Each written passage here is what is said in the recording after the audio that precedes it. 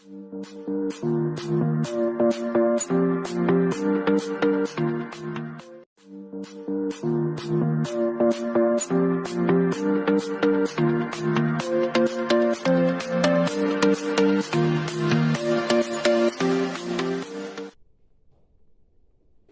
Channel your food में एक बार फिर आपका स्वागत है।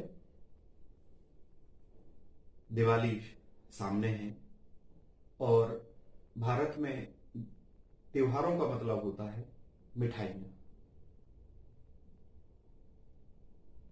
तो दिवाली पर भी निश्चित तौर पर मिठाइयाँ खरीदी जाएंगी, खाई जाएंगी। इसलिए मिठाइयों के बारे में, इनकी खरीदारी के बारे में, इनके रख रखाव के बारे में बात करना मैं चाहूंगा आज। मिठाइयों में दो प्रकार की मिठाइयां सामान्य तौर पे बाजार में उपलब्ध होती हैं। एक दूध या दूध उत्पादों से बनी मिठाइयां और दूसरी अन्य प्रकार की मिठाइयां। दुग्ध उत्पादों से बनी मिठाइयां या दूध से बनी मिठाइयां भी अगर हम ध्यान से देखें तो एक कुछ गीली मिठाइयां होती हैं, कुछ सूखी या सख्त मिठाइयां होती हैं और तीसरी वो मिठाइयां होती हैं जो किसी शुगर के घोल में, शक्कर के घोल में या चाशनी में डाली जाती हैं। तीनों की रखरखाव में थोड़ा सा देखने की बात होती है। जो गीली मिठाइयां होती हैं जैसे कलाकंद, उनको फ्रीज कंडीशन में रखना चाहिए और एक दिन के अंदर उनको हमें प्रयोग कर लेना चाहिए, क्योंकि वो उनके खराब होने की संभावनाएं हो जाती हैं फिर।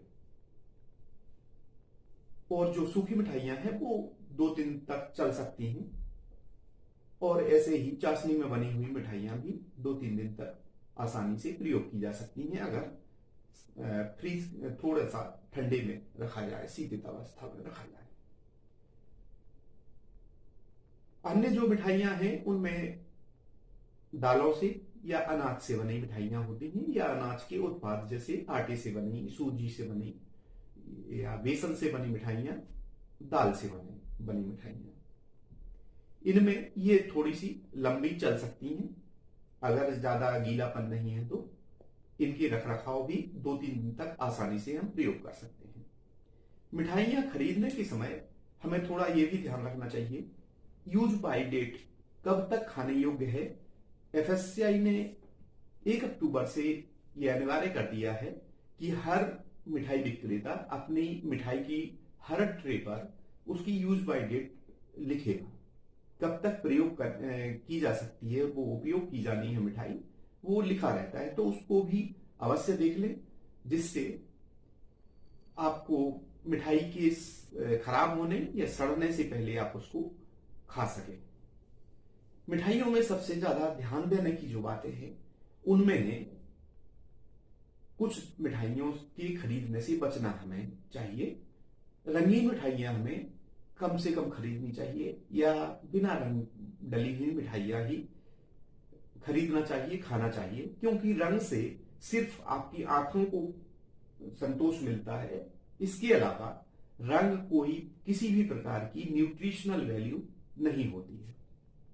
तो बिना रंग वाली मिठाइयों को प्रीफर करें। बर्क में जो चमकीले बर्क लगा हुआ होता है, सामान्य तौर पे ये बर्क माना जाता है कि चांदी का होना चाहिए, लेकिन मिलावट जब ज्यादा बिक्री होने लगती है तो मिलावटखोर एल्युमिनियम से बने बर्क प्रयोग करना शुरू कर देते हैं या कर सकते हैं।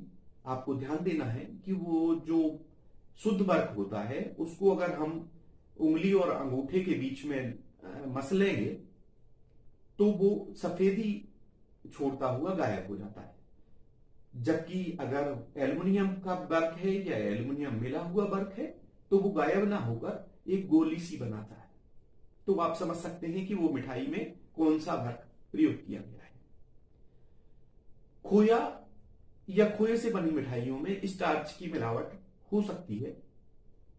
अगर आप मिठाई के या खोए के एक छोटे से पोर्शन को 1/4 टी स्पून लेके गर्म पानी में उसको डालें और घुल जाने पर जो घुले हुए भाग है, पानी है, उसमें आयोडीन टिंचर की अगर हम बूंदें डालते हैं और नीला होता है तो उसमें स्टार्च है। अगर नीला नहीं होता है तो वो शुद्ध खोए की मिठाई है। फ्लेवर्ड मिठाइयां भी हमें कम से कम प्रयोग करना चाहिए, क्योंकि कई बार पुरानी मिठाइयों के बासीपन को छुपाने के लिए फ्लेवर यूज की जाती है, तीखी फ्लेवर यूज कर दी जाती है, जिससे आप उसके पुरानेपन की दुर्गंध को पहचान नहीं पाते हैं। इसलिए कोशिश करना चाहिए कि हम बिना फ्लेवर की हुई मिठाइयां खरीदें। पनीर को और खोए में भी मिलावट हो सकती है। पनीर में सामान्य तौर पर स्टार्च की मिलावट होती है। स्टार्च की मिलावट को हमें जानने के लिए, जैसा हमने मिठाइयों में मिलावट के लिए देखा है, आयोडीन टिंचर का प्रयोग हम कर सकते हैं पनीर पर भी, और अगर नीला रंग आता है तो पनीर में स्टार्च की मिलावट है। यही हाल खोए का है। खोए के साथ भी हम सेम प्रोसेस अपना सकते हैं। ये जो त्योहार की समय है उसमें हमें उतनी ही मिठाइयां, उतनी ही चीजें खरीद के रखना चाहिए जो 1-2 दिन में हम प्रयोग कर सकें, जिससे वो ताजी की ताजी हम खा सकें। अगर आपको बाद में और जरूरत पड़ती है, आप बाजार से फिर से ला सकते हैं। तो आशा करता